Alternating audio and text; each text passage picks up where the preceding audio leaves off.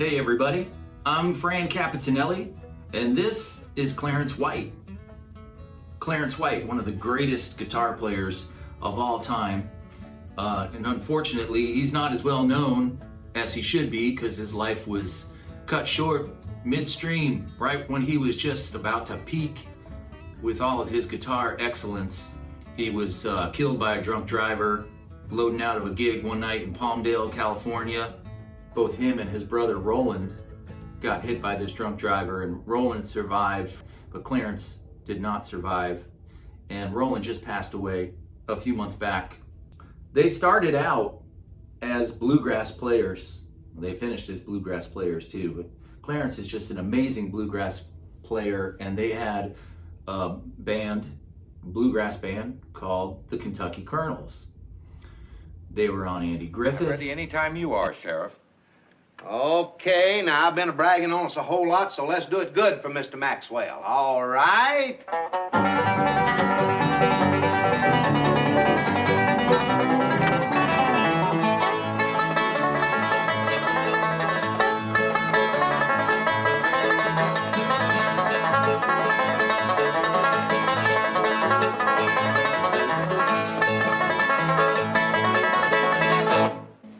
They were playing constantly, and Clarence just played straight bluegrass acoustic. And then finally, he got an electric guitar, he got his Telecaster, and he started doing session work. While he was doing session work, he invented the B-bender, which we'll get to in a second. But there's not a lot of footage of Clarence playing live.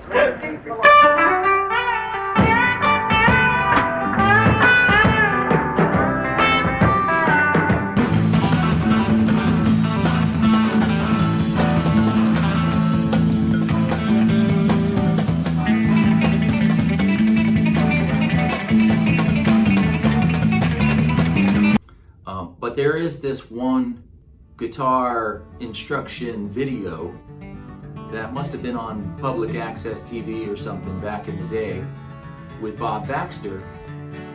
Hi everybody, I'm Bob Baxter, and Clarence White is here with me on this show.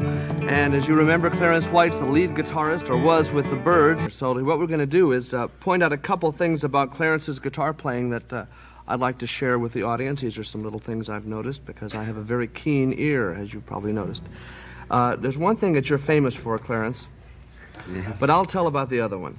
And something else that's also, beside this offbeat rhythm that sends chills up my back, because you have sent chills up my back for years. And they play a bunch of bluegrass jams, and he is just killing it. Here, check out some of this stuff. You can tell right off the bat that Clarence, he just plays guitar all the time. Yeah, it's like a three-finger style with a pick. yeah.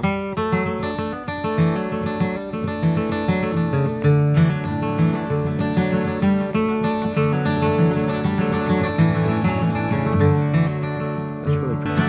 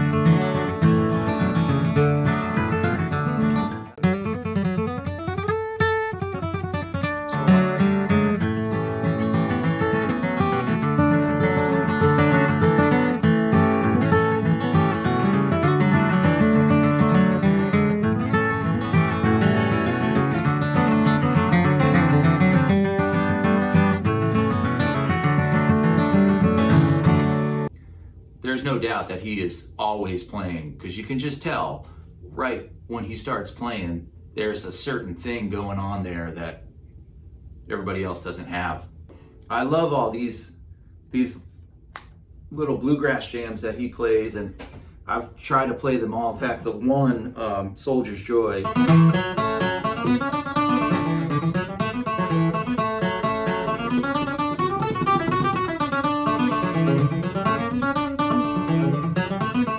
kind of use that as my warm-up. If I haven't been playing for a while, I can pick up a guitar and play that song, and I can kind of tell like how rusty I am, because it is hard to play, and he plays it so super fast.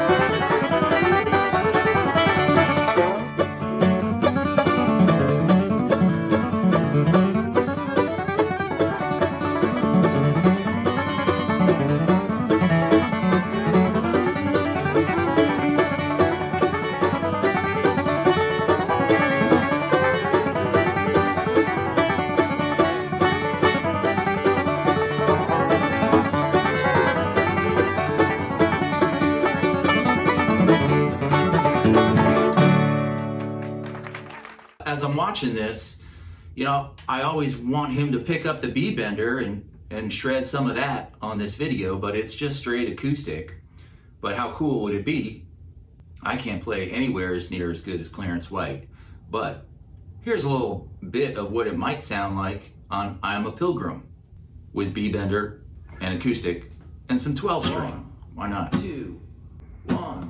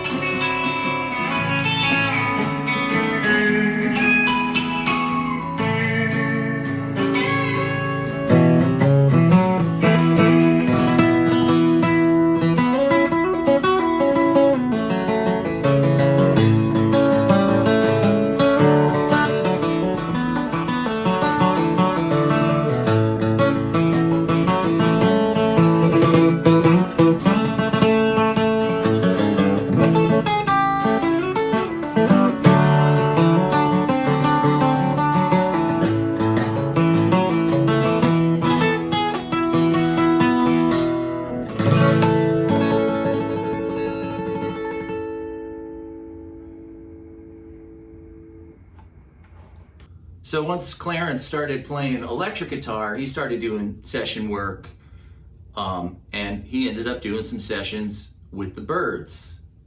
And he's on the album Sweetheart of the Rodeo, which he's not in the band yet, but he does play on the album. And just about when the album was coming out, Graham Parsons left the band, and there was kind of a revolving door always in the Byrds.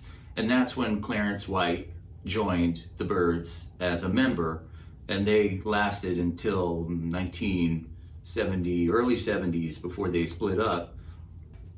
So while he was doing the sessions for Sweetheart of the Rodeo, on one of the songs that's a bonus track, it's called All I Have Are Memories, you can hear him hitting this G with a harmonic and bending it behind the nut. Like so.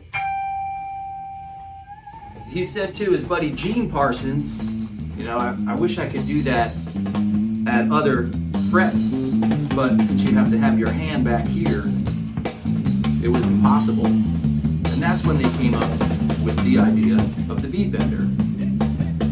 With the pulley in the back that goes through and grabs onto this strap, so when you pull it, it bends this B string up a whole step, or it can do a half step or a step and a half, depending on how you adjust it. But he's got it to a whole step.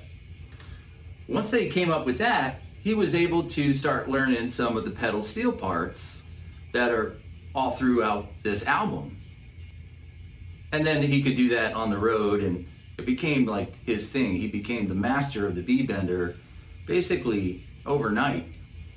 When they play You Ain't Going Nowhere live, which is the first song on Sweetheart of the Rodeo, he can do it all on the B-bender, and they don't need to bring a pedal steel player along with them. You Ain't Going Nowhere is a Bob Dylan song, and it's a real simple chord progression.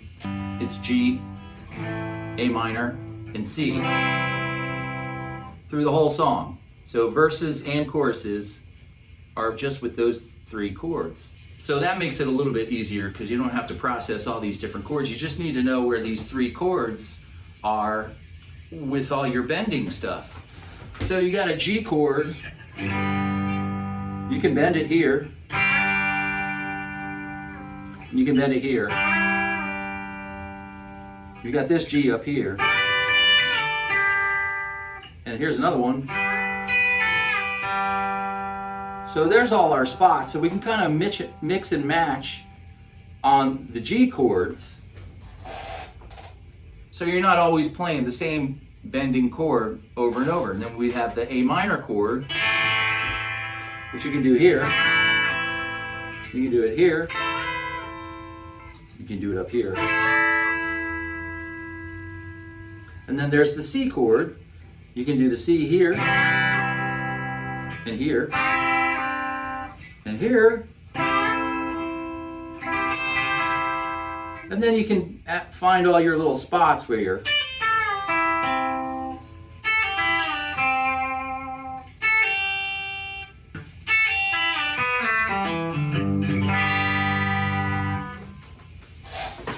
So let's try it out.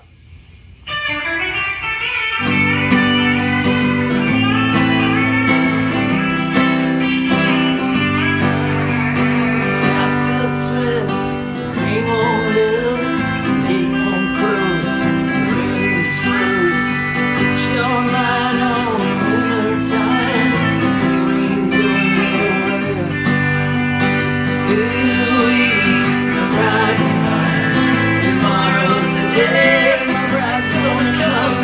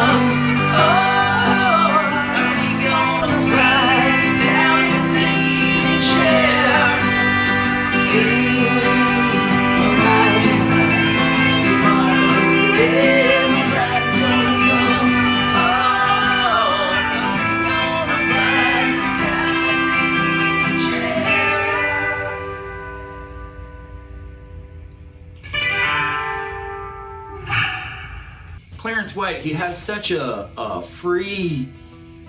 His playing is so free, and he likes to flirt with time, as he would say, and so you hear a lot of stuff in different places than you normally would, and that makes it really hard to mimic what he's doing. He has just a style unto himself.